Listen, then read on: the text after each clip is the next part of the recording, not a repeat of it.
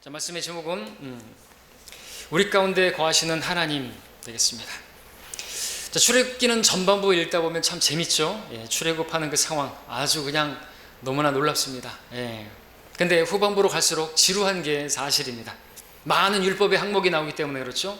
또 성막과 그 안에 쓰이는 온갖 기구들, 금향단, 빵 차리는 상, 언약궤, 그리고 뭐 금촛대, 물대야, 놋제단 등 여러 기명들이 나오고 그것들을 어떻게 만들어야 되는지 그 치수도 나오고 재료는 어떤 것이 되어야 되고 또 제사장은 또 어떻게 의복을 만들어야 되고 제사의 종류는 어떠하고 어떤 방식으로 제사를 드려야 하는지 정말 많은 내용들이 자세하게 나오고 있습니다. 자, 그리고 오늘 본문을 보게 됩니다. 하나님께서 오늘 본문에서 말씀하신 게 있죠. 그들을 이집트에서 데리고 나오셨다. 그리고 성막을 이제 만들게 하시고, 그리고 말씀하신 게 무엇입니까? 하나님께서 어떤 목적으로 그들을 이집트에서 그렇게 노예 생활하던 그들을 데리고 나오셨고, 또 어떤 목적으로 이스라엘에게 성막을 짓게 하신 것입니까? 그 답은 오늘 본문의 42절 하반절에서 볼 수 있는 거기에서 내가 너희와 만나고 거기서 너에게 말하리라는 말씀과 45절에서 나오는 거기서 내가 이스라엘 자손과 만나리니 라는 말씀, 또 45절에서 나는 이스라엘 자손 가운데 거하며 라는 말씀, 46절에서도 그들 가운데 거하려고 라는 말씀을 통해서 알 수 있는 게 뭡니까? 하나님께서 이스라엘을 이집트에서 그들을 구원해낸 이유, 그리고 성막을 만들게 하신 이유, 정의하면 그들과 함께 하시고 그들과 교제하시려고, 그들을 만나시고 그들과 교제하게 하시려고 그렇게 하셨다라고 말할 수 있습니다. 이것은 오늘 우리에게도 마찬가지입니다. 이집트는 세상을 예표하죠. 이집트는 또 철용광로라고 표현하기도 하는데 거기서 그들은 정말 고생했습니다. 우리도 마찬가지죠. 세상에서 우리는 세상의 종으로서 정말 그렇게 살았습니다. 이집트는 또 지옥의 예표가 됩니다. 철용광로. 우리는 이 세상에서 죄들 가운데, 그리고 그 죄의 형벌로 인해서 지옥에 갈 수밖에 없는 우리들이었는데 우리들을 구원하셨습니다. 구원하신 목적이 뭘까요? 이 말씀에 따르면 주님과 교제하게 하시려고, 너희를 그의 아들 예수 그리스도 우리 주의 교제 안으로 부르신 하나님께서는 신실하시도다 했습니다. 우리를 교제로 부르셨다고 말하고 있습니다. 우리가 구원받기 전에는 죄인이었기 때문에, 죄인은 그 영이 죽어있기 때문에 영이신 하나님과 교제가 불가능했어요. 그 성령께서 우리 안에 들어오셔서 성전 삼아주시고, 우리는 그렇게 구약의 성막에서 그러한 그 섬김이 아니라 주님께서 친히 우리 가운데 거하시고 나와 함께 하시고, 목적이 뭐죠? 주님과 교제하게 하시려고, 우리를 교제로 부르신 하나님입니다. 우리가 구원받았다고 해서 지옥 가지 않게 되었다고 해서 땡이 아닌 것이에요. 하나님과 교제하여서 그러한 하나님은 신실하시도다 그랬는데, 그 신실하신 분, 페이스풀, 믿음으로 가득 찬 그분을 신뢰하면서 살아가기를 바라시는 것이라는 것이죠. 그러기 위해서는 우리가 하나님 말씀을 들어야 되는 것이고, 그렇게 하나님 만나서 교제하면 하나님을 믿게 되고요. 여러분, 오늘 저녁에 기도 제목을 가지고 나오셨잖아요. 여러 가지 문제들이 있지 않습니까? 여러분 마음을 억누르고 있는 것들 있지 않습니까? 여러분 마음을 괴롭게 하는 것들 있지 않습니까? 그거 다 내려놓고 가셔야죠. 어떻게 해요? 믿음으로. 하나님을 신뢰한다면, 우리가 기도회로 모였지만, 기도하지만 여전히 마음 가운데 여전히 어려움이 있고, 나를 누르는 게 있고, 여전히 내 마음이 시끄럽고, 그러면 안 되는 것입니다. 그건 헛기도한 것이죠. 주님을 신뢰하는 사람이 기도하는 것입니다. 그렇죠? 오늘 우리 주님과 교제하기 위해서 모인 것이, 하나님의 말씀을 듣고 또 이 말씀에 근거해서 여러분들이 하나님께 믿음으로 기도하실 수 있기를 바라는 것입니다. 자, 근데 그렇게 하나님과 교제하기 위해서는 먼저는 성별이 필요했어요. 그죠? 그러니까 이집트에서 이렇게 성별하는 게 필요한 거죠. 그 가운데서, 그 이집트에서 그들이 하나님 섬기는 것은 안 되는 것이었습니다. 성별이 필요한 것이죠. 성별이 다른 말로 하면 거룩이죠. 거룩이라고 하는 것은 하나님을 위해서 따로 떼어놓는 것을 말하는 것입니다. 분리를 말하는 것이죠. 그리고 그 거룩에는 또 정결함이 필요한 것입니다. 주일에 봤던 것처럼 성전을 정결케 하신 예수님, 그 성전이 너무나 더러워져 있었어요. 그러니까 그들의 삶도 피폐해졌었죠. 마찬가지입니다. 성전된 우리 몸, 우리 아내가 세상의 것들로 시끄럽고 그러면은 우리의 삶도 피폐해지는 것입니다. 아무런 기쁨도 없고, 이유가 뭘까? 주님과 교제가 잘못되어 있기 때문에 그렇죠. 주님 우리 안에 거하심에도 불구하고, 나와 함께 하시는 하나님에도 불구하고 그분이 나에게 없는 것처럼, 그분이 나를 상관하지 않는 것처럼 그렇게 살아가는 경우가 많다 이거죠. 그래서 우리가 그분을 만나서 교제하기 위해서 거룩하게 되는 일이 필요하기 때문에, 그리고 성막이 필요했던 것이고요. 본문 43절 44절에 보게 되면 우리가 3번에 걸쳐서 거룩하게 되리라, 거룩하게 하며, 거룩하게 하여 라는 우리가 읽었던 말씀들이 나오는 것입니다. 하나님은 거룩하신 분이시죠. 반면에 사람은 거룩하지 않습니다. 거룩하지 않은 정도가 아니라 아주 더러운 것이에요. 여러분들 스스로가 인정할 수 있어야 되는 것입니다. 그렇기 때문에 우리가 구원을 받아야만 했던 것입니다. 죄인이기 때문에, 그대로 살다가 죽으면 지옥 가도 할 말 없는 죄인들이기 때문에 우리는 구원을 받아야 되는 것이었어요. 그래서 복음이 전파되었을 때 우리는 받아들인 것입니다. 죄악을 물처럼 마시는 사람은 얼마나 더 가증하고 추하겠느냐. 달을 쳐다보라, 그것이 빛나지 않으며 정녕 별들도 그분 보시기에 깨끗하지 못하거늘 하물며 벌레인 사람은 어떠하며 벌레인 사람의 아들은 어떠하겠느냐. 욥기에서 말씀하고 있죠. 이게 사람의 인간론이에요. 하나님께서 보시는 인간이란 말이죠. 죄악을 물처럼 마시는, 상황만 주어지면 죄질 수밖에 없는, 그게 인간이에요. 아무리 잘 차려입고 아무리 예쁘게 하고 아무리 멋지게 옷을 입어도 하나님께서 외모를 보지 않으시는 것이, 우리 속을 보시는 것입니다. 우리 속은 우리 안에서 더러운 것들밖에 없었는데, 근데 주님께서 우리가 영접했을 때, 예수님 영접했을 때 성전 삼아주시고 우리 안에 성령님이 거하고 계십니다. 그분은 거룩하신 분이시죠. 우리가 성전된 것은 우리가 거룩했기 때문이 아니라 이제 거룩해야 되기 때문에 성전 삼아주신 것입니다. 거룩할 수 있도록 또 성령께서 우리 안에 내주하고 계시는 것이죠. 자, 하나님께서 이렇게 죄 많고 더러운 우리들 안에 거하시려고 오셨습니다. 예수님께서 오셨고 또 성령님께서 우리 안에 오신 것이죠. 하나님께서 이스라엘 백성들에게 지으라고 하셨던 그 성막, 그 위치로 보면 이스라엘 진영의 정가운데, 이스라엘 12지파죠. 세지파가 동서남북으로 있어요. 그리고 그 가운데, 정가운데 성막이 세워지는 것입니다. 그들 가운데, 그것도 한가운데 거하시게 하려고 성막을 짓게 하신 것입니다. 근데 구약에 본 이 성막, 이것은 하나의 모형인데 무엇에 대한 모형인 것인가? 바로 우리 가운데, 우리 정중앙에, 우리 중심에 오실 바로 예수 그리스도 성령님에 대한 모형이죠. 우리 요한복음으로 이제 가서 보겠습니다. 자, 하나님께서 이스라엘 백성 한가운데 거하시려고 지으셨던 성막이 보여주는 모형, 그것은 모형이라고 그랬는데 거기에 대한 실체는 바로 예수님이십니다. 요한복음 1장 1절에 태초에 말씀이 계셨고 그 말씀이 하나님과 함께 계셨으니 그 말씀은 하나님이셨느니라. 3절도 보시면 만물이 그에 의하여 지음 바 되었으며 이미 지음 받은 것 가운데 그가 없이 지어진 것은 아무것도 없더라.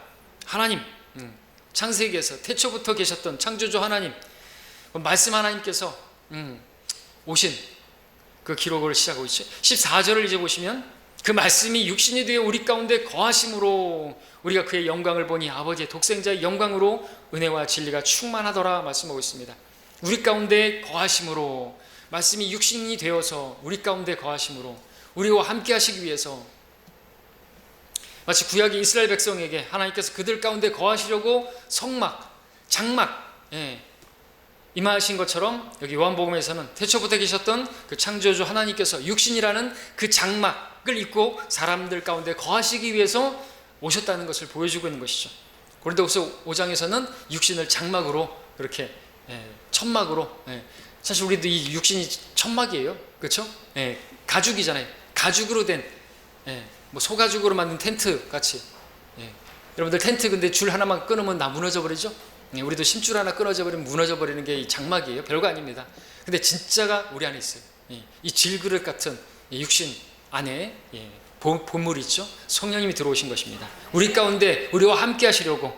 마태복음에서는 예수님의 이름을 이렇게 기록하고 있죠. 그의 이름을 임마누엘이라 하리라 하셨으니 이를 해석하면 우리와 함께 하시는 하나님, 하나님께서 우리 가운데, 그리고 그분께서 영으로 우리 안에 거하시기 위해서 육신을 입고 이 땅에 오셨다고 말하고 있습니다. 시공간에 아무런 제약이 없으신 영원하시고 무한하신 하나님께서 친히 배고프시고 피곤하시고 연약한 사람의 몸을 입고 시간과 공간의 제한을 받으시면서 이 땅에 오신 것입니다. 자신의 모든 그러한 주권과 권리를 다 내려놓으시고 종의 모양으로, 인간의 몸으로 이 땅에 오셨다는 것이죠. 그리고 거룩하신 그분께서 냄새나는 마구간에 더러운 그 말구유에 그렇게 태어나셨다는 것입니다. 그분의 성육신은 도저히 우리가 이해할 수가 없습니다. 측량할 수가 없죠. 왜 그렇게 하신 것입니까? 나 같은 죄인, 더러운 죄인을 살리기 위해서 그렇게 오신 것입니다. 육신의 장막을 입으신 하나님께서 양을 잃은 목자와 같이 자기 양을 찾아다니시면서 이곳저곳 다니셨고 불쌍하고 가련한 죄인들 가운데 거하시면서 그들을 만나시고 그들에게 말씀해 주셨습니다. 그처럼 거룩하신 하나님께서 이 땅에 육신의 장막을 입고 오셨는데 그 목적은 무엇이었던 것인가? 잃어버린 자를 찾아 구원하려고 오셨습니다.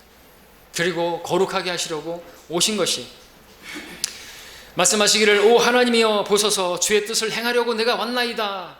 그 뜻에 따라 모든 사람을 위하여 한 번 예수 그리스도의 몸을 들이심으로 우리가 거룩하게 된 것이라. 이는 그가 한 번의 제사로서 거룩하게 된 자들을 영원히 온전케 하셨기 때문이라. 그렇게 우리를 거룩하게 하시려고 또 거룩하게 살게 하시려고 오셨다고 말씀하고 있습니다. 그렇게 거룩해야 하는 것은 우리가 그분과 교제를 해야 하니까. 거룩하지 않으면 교제가 안 되니까. 그분과 교제하려고 우리를 구원하셨으니까. 자, 구약시대 이스라엘 백성이 유월절 양 그 피를 문에 뿌렸던 것, 그것은 예수 그리스도를 가리키는 모형이었죠. 이스라엘 백성이 성막을 세우고 거기에 드렸던 수많은 짐승의 피와 짐을들은 바로 예수 그리스도를 가르치는 모형이었습니다.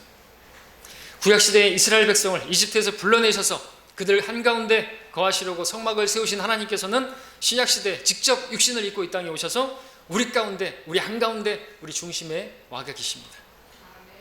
예수님께서는 자신의 피로 우리 모든 죄를 씻으시고 세상으로부터 불러내셔서 거룩하게 하셔서 성별되게 하셔서 교회로 모이게 하셨습니다.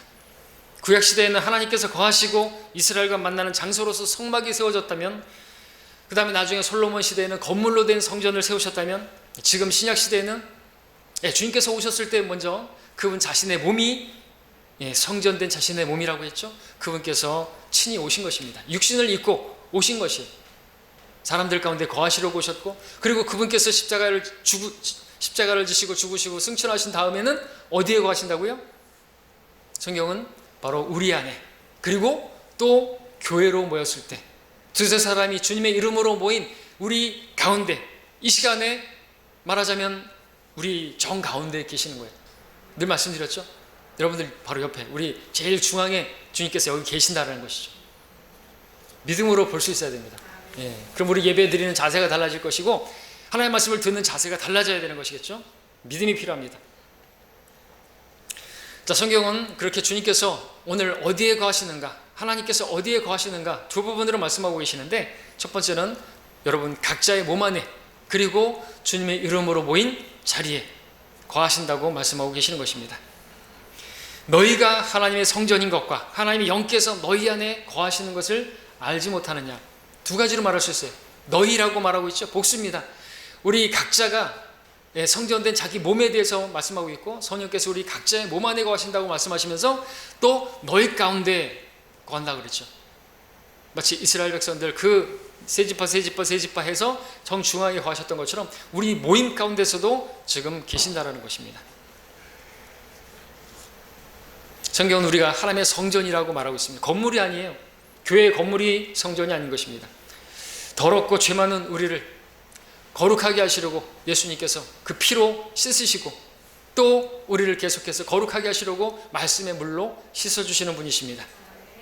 우리와 함께 하시고 우리가 교제하게 하시려고, 자, 이러한 분이십니다. 그렇다면 우리의 생은, 구원받은 이후의 생은 나를 사랑하셔서 나를 위해서 자신의 생명을 내어주신 그분을 어떻게 해요? 가까이 하고 교제하고 동행하는 삶을 살아야 되겠죠. 이보다 더 복된 삶은 없는 것입니다. 신실하시도다 주의 교제로 부르신, 그러니까 믿을 만한 분이세요. 여러분들 누구도 사람은 믿을 만한 존재가 못해요. 남편이고 아내고 마찬가지입니다. 자식도 마찬가지예요. 하나님을 신뢰하는 자는 행복합니다.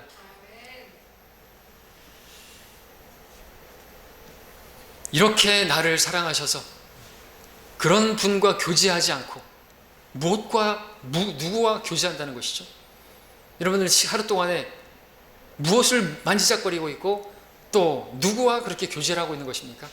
하나님과 교제하는 시간은 얼마나 되십니까? 그분께 기도하는 시간은 얼마나 되시고 성경을 읽는 시간은 얼마나 되는 것입니까? 구원만 받고 많은 겁니까? 구원이 다 한 거예요? 아닌 것이에요. 그분을 알아야죠. 구원을 받고 그분을 알아가야죠. 그래서 또 하나님 모르는, 예수님 모르는 사람들에게 우리가 전할 수 있어야 되지 않습니까? 그죠? 우리가 명절에 추석에 사람들 모이게 되면 그렇게 기도했으면 이제 기도만 하는 것이 아니라 전해야죠. 예수를 모르는 가족 친척들에게 복음 전해서 지옥 가는 그들을 이겨올 수 있어야 되죠. 자, 우리 함께 마태복음 18장 20절 보겠습니다.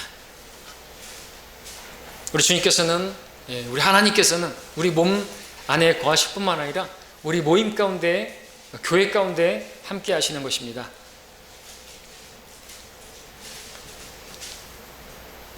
18장 20절 제가 읽겠습니다. 우리 한 목소리를 읽죠? 시작. 두세 사람이 내 이름으로 함께 모이는 곳에는 나도 그들 가운데 있느니라 하시더라.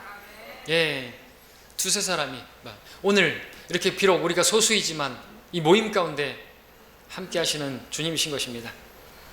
우리가 교회입니다. 주님의 이름으로 우리가 함께 모일 때 주님께서 이 자리에 함께 하시는 것입니다. 우리 한가운데 함께 하십니다. 우리가 교회로 모일 때 주님께서는 우리에게 또 필요한 은혜를 주시고 또 진짜 복을 주십니다. 영적인 복, 천상의 복을 주시는 것입니다. 아니, 주님께서 우리를 만나주시는 자체가 복이죠. 하나님의 말씀을 들을 수 있다는 게 복 아닙니까? 워런 버핏을 만나가지고 어떤 투자에 대한 계획에 어디에 투자할 수 있는지 그런 말을 듣는 거, 그것을 위해서 점심 한 끼를 하기 위해서 얼마를 낸다 그러죠? 엄청난 돈을 내야지 그 워런 버핏하고 함께 식사하면서 교제할 수가 있다 그러는데, 여러분 하나님 말씀을 듣는 데는 돈이 필요 없어요. 그런 게 없습니다. 누구라도 오라고 말씀하세요. 그게 자체가 엄청난 복이지 않습니까? 여러분 하나님 앞에 서면, 말씀 앞에 서면 하나님과 교제하는 것입니다. 그러면 진짜 복을 얻을 수가 있는 것이죠. 물론 우리 각자가 혼자서 집에서 성경 읽고 혼자서 집에서 기도하고 또 혼자서 주님을 찬양하고 할 수가 있습니다. 그러나 우리가 주님의 이름으로 모여서 함께 찬양하고 함께 하나님 말씀을 받고 함께 또 오늘 우리가 합심해서 두세 사람의 이름으로 모여서 함께 기도하면 하나님께서 특별하게 묻고 푸는 그러한 역사를 일으켜주시죠. 또 오늘도 우리가 한 마음이 되어서 기도해야 되는 것입니다. 우리 기도 제목들이 있지 않습니까? 우리 각자는 약하지만 우리 모일 때 강하게 서 있을 수가 있습니다. 각자는 부족하지만 모일 때 풍성할 수가 있습니다. 모닥불, 모아놓은 불, 흐트러 놓으면 식는 것, 꺼져버리는 건 시간 문제입니다. 모임을 그래서 특별히 마지막 날들에 모이는 일을 쉽게 저버리면 안 되는 것입니다. 모여야 하는 것이죠. 하나님께서 똑똑하시지 우리가 똑똑합니까? 모이지 않아도 내 믿음 그렇게 잘 건사할 수 있다. 안 되는 것입니다. 마지막 때 더더욱 모임이 어려워질 수 있는 걸 아시기 때문에 기록하고 있지 않습니까? 그날이 가까이 오는 것을 볼수록 더욱더 우리가 모이는 것을 위해서 권면하고 그래야 한다고 말하고 있지 않습니까? 우리 각자는 각자로 있을 때는 냉랭하지만 함께 모일 때는 주님의 사랑으로 뜨거워질 수가 있습니다. 우리 각자는 문제가 많지만 우리가 함께 모일 때는 온전해질 수가 있습니다. 몸의 지체들이기 때문에 그렇죠. 자, 또한 그 한 구절 앞에 19절을 보시면 마태복음 18장 19절에서 이 말씀도 한 목소리로 함께 읽죠. 시작. 다시 내가 너희에게 말하노니 만일 너희 중에 두 사람이 무엇이든지 구할 것을 두고 땅에서 합심하면 하늘에 계신 나의 아버지께서 그들에게 이루어 주실 것이라. 우리 이 말씀 믿고 우리가 오늘 모인 것입니다. 단순해져야 되겠죠. 우리가 합심해서 이런 모세가 기도하지만 아론과 훌이 같이 또 중보했죠. 주님의 이름으로 모인 사람들이, 주님의 이름으로 구원받은 사람들이 함께 한 마음이 되어서 기도하면요 놀라운 역사가 있다라는 거 믿어야 되죠. 오늘 여러분 마음이 하나가 되어야 되는 것입니다. 그리고 나를 구원하신 그 하나님께 정말 이제 내가 뭐라도 기여를 해야 되겠잖아요. 그죠? 근데 이 시간에 여러분들이 할 수 있는 것 중에서 가장 놀라운 걸 하는 것입니다. 귀한 걸 하는 거죠. 우린 기도만 하면 돼요. 행하는 건 하나님이 하시는 거예요. 필요한 건 믿음이라는 것이죠. 그분을 신뢰하는 것. 그분을 신뢰하기 위해서 우리는 그분과 교제를 해야 되는 것입니다. 자, 우리 각자의 기도는 약할 수가 있지만 우리가 함께 한 마음이 되어서 기도하면요, 그 기도는 놀라운 능력을 발휘한다고 성경 말하고 있는 것입니다. 자, 우리 함께 다시 출애굽기 36장으로 가서요, 이제 마지막으로 구약시대 이스라엘 사람들이 성막을 지으면서 어떤 모습으로 주님을 섬겼는가에 대해서 좀 살펴보고자 합니다. 구약의 많은 일들이 우리에게 모형이 되죠. 우리는 성막을 건축하는 이스라엘 백성들의 모습에서 교회에서의 섬김이 어떠해야 되는가를 살펴볼 수가 있는데, 출애굽기 36장을 보겠습니다.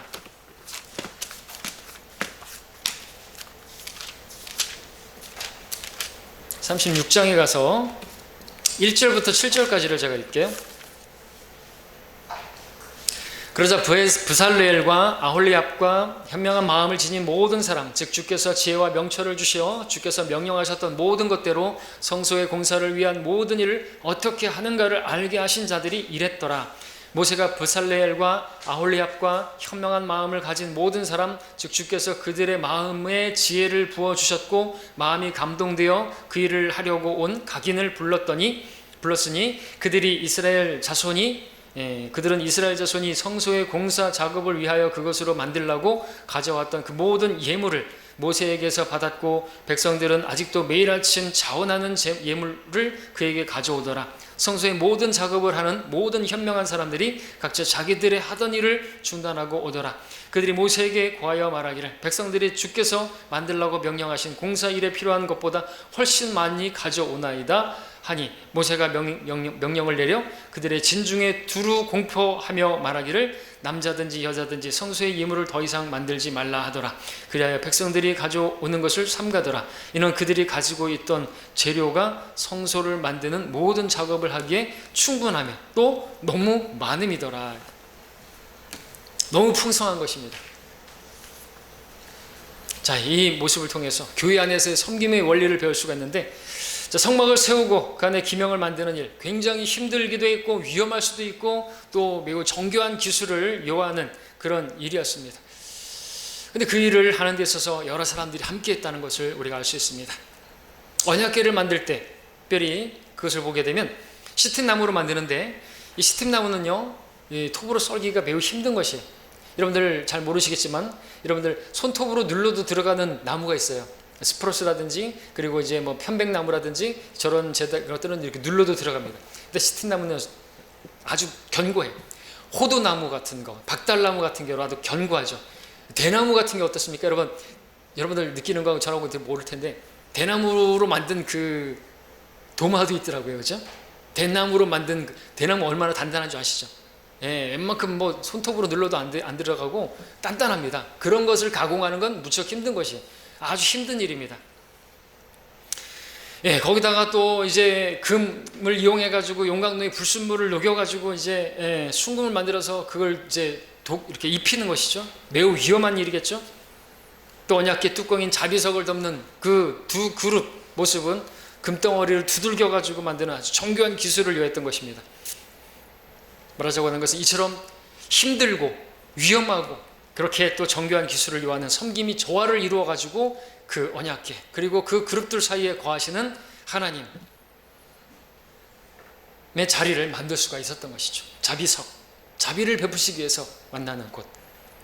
자, 교회도 이와 같이 다양한 분야의 섬김이 모여서 다양한 은사를 가진 성도들이 자원해서, 여러분들 우리가 계속 읽어봤던 것처럼 자원해서 넘치게 자기를 드렸더니 정말 복에 겨워요. 그죠? 더 이상 가져오지 말라고. 너무 많다고. 자, 성도들이 이렇게 함께 할 때 교회가 온전하고 아름답게 섬길 수가 있는 것입니다. 은사들을 발휘할 때 아름다운 교회가 되는 것이죠.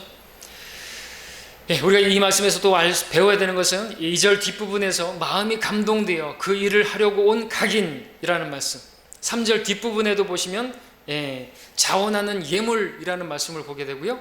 또 그 앞장 35장 5절이라든지 21절, 22절, 25절, 26절, 29절 계속해서 보게 되면 자원하는 마음이 감동된 이런 말씀들을 보게 된다는 것입니다.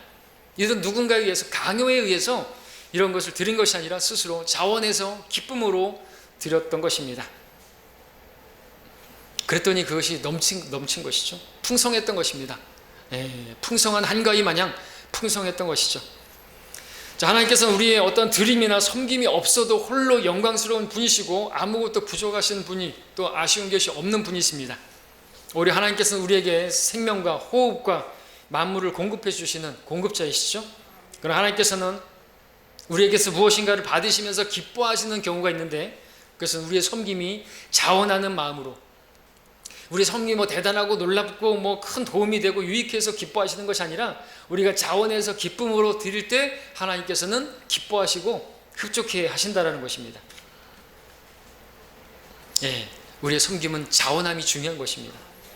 억지로 하는 섬기는 사람도 기쁘지 않고 섬김을 받는 당사자도 기뻐하지 않는 것입니다. 마음이 감동해서 자원하는 마음으로 섬기는 섬김이 진정한 섬김이고, 그럴 때 하나님께서 기뻐 받으시는데, 근데 그렇게 자원해서 하지 못할 이유가 어디 있어요? 비교가 되잖아요. 이집트에서는 자원해서 그들은 일을 하지 않았어요. 그렇죠? 이집트에서 그들은 노예 생활할 때는 자원함이 어디 있어요? 그들은 아주 불평 가운데, 슬픔 가운데, 고통 가운데 억지로 그 일을 해야만 했었어요. 파라오를 위해서. 그러나 지금은요, 하나님을 위해서 어떻게 해야 되죠? 기쁨으로, 자원함으로, 감사해서, 감동이 되어서 하나님께서 우리를 만나주시겠다고 하니까 그 기쁨으로 그렇게 할 수 있어야 되고 그렇게 해야 되겠죠. 그건 당연한 거 아닙니까? 우리는 어떻습니까? 여러분, 억지로 하나님 섬기면 하나님께서 기뻐하지 않으세요? 억지로 예배에 나오고 억지로 성경 읽고 하나님 안 기뻐하신다는 거죠. 인격을 가지신 분이세요. 살아계신 분입니다.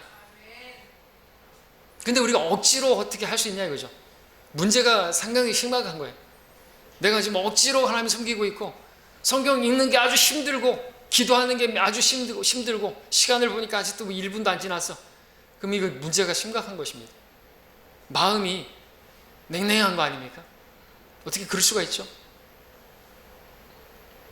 나 같은 죄인을 구원하셨는데, 지옥 갈 죄인을 구원하셨는데 어찌 자원하면서 섬기지 않을 수가 있는 것인가 이거죠. 기쁨으로 섬기지 않을 수가 있는 것입니까? 그러니까 인색하게 되는 것이, 하나님께 드리는 데 있어서 인색하면은요 하나님도 하실 수가 없어요. 일을 여기 사람들이 그렇게 드리니까 그렇게 그 드림을 통해서 일을 되고 성막이 세워지는 거잖아요. 마찬가지라는 거죠. 교회도 마찬가지예요. 성도들이 인색하게 되면요, 자기를 드리는 게 없으면, 시간을 드리고 물질을 드리는 게 없으면 교회가 세워지지 않는 것이죠. 단순한 것입니다.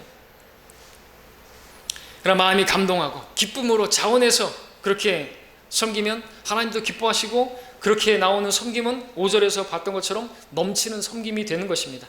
모두가 자원함으로 스스로 드려서 섬기는 데 있어서 뭔가 부족한 게 없어요. 오히려 넘쳤어요. 주께서 우리에게 말씀하시죠. 넘치게 섬기라고, 흔들리지 말라고, 견고하라고, 주의를 넘치게 하라고, 그럴 만한 우리가 된 거예요. 여러분, 잠시만이라도 예수님의 십자가를 바라보시기 바랍니다. 바쁜 시간에 잠시만이라도 예수님의 그 사랑, 아버지의 사랑을 한번 생각해 보시기 바랍니다. 아버지는 그 아들을 죽이시면서 나를 살리기 위해서, 나를 얻기 위해서 아들을 죽인 거예요. 사랑하는 아들을, 하나도 가치가 없는 우리를 위해서 말이죠. 자, 이처럼 자원해서 섬기는 그 섬김은 풍성함을 가져오게 되는 것입니다. 자, 마지막으로 또 여기서 우리가 중요하게 볼 수 있는 것은 넘치는 섬김이 또한 적절한 통제 질서 가운데 있었다는 것이죠. 내가 아무리 마음이 뜨겁다고 해가지고 무조건 마음대로 섬기는 거 된 것도 아닌 거죠. 백성들이 이제 성막에 쓸 재료를 너무 많이 가져오니까 담당하는 사람들이 모세에게 그 문제를 가져왔죠. 모세는 명령을 내렸고 각 지파 족장들, 전달자들을 통해서 전달하는 것을 보게 됩니다. 이처럼 교회 안에도 질서가 필요한 것입니다. 어떤 섬김이든지 합당한 통제와 질서 가운데 있어야지 또 아름답죠. 질서가 무너지면 안 되는 것입니다. 모든 일을 품위 있고 질서 있게 하라. 고린도서 14장 40절에서 말하고 있습니다. 그리고 15장에서는 또 이렇게 넘치는 섬김을 말씀하고 있죠. 그러니까 섬김이 있어서 질서가 있어야 되는 것입니다. 그러기 위해서 또 교회, 지역교회 안에서 목사를 허락하신 것이죠.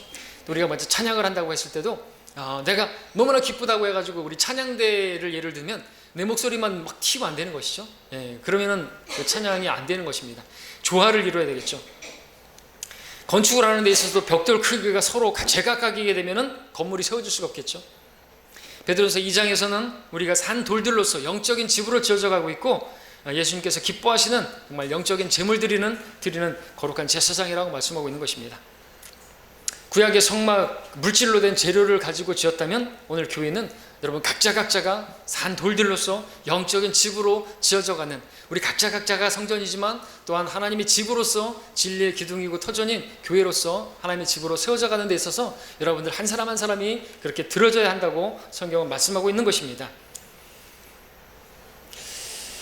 산 돌들로서 하나하나. 근데 그 하나하나가 나 하나쯤이야 라고 하면서 빠지면 어떻게 되는 것이죠? 그럼 집이 무너질 수가 있는 것입니다. 우리 아이들을 가지고 노는 집에 있었는데 뭐라 그러죠? 빼는 거? 젠가 아시죠? 이렇게 우물처럼 쌓아놓잖아요. 딱 쌓아놓고 쭉쭉쭉 뺐잖아요. 우물처럼 쌓아놓는 게 아니라 맨 처음에 3개 가로 세로로 이렇게 쌓아놓고 빼기 하잖아요. 나중에 어떻게 되죠?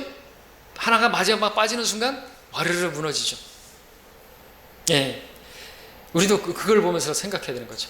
여러분들 그거 놀이하면서 생각해 보셨습니까? 내가 빠지면 무너질 수 있구나. 내가 내 역할을 하지 못하면 교회가 잘못될 수 있구나 하는 것들을 알아야 되는 것이죠. 영적인 부담을 가져야 되는 것입니다. 그렇게 지어진 영적인 집에 누가 거하시는 것인가? 하나님이 거하시는 것입니다. 그렇게 자원해서 기쁨으로 드리는 성도들의 모임 가운데 주님의 영광이 임하는 것입니다. 주님의 능력이 나타나는 것입니다. 에베소 2장 22절에서 말하기를 그분 안에서 너희가 성령을 통하여 하나님의 거처로 함께 지어져 가고 있는 것이라 말하고 있습니다. 함께 지어져 가는 것입니다. 교회는 혼자서가 아닌 거예요. 하나님의 말씀을 듣고 또 여러분 자신을 드리는 내 몸을 드리는 것이 하나님께 드리는 제물이고, 그죠? 우리는 영적인 제사장들이고 또 여러분들은 성전인 것입니다.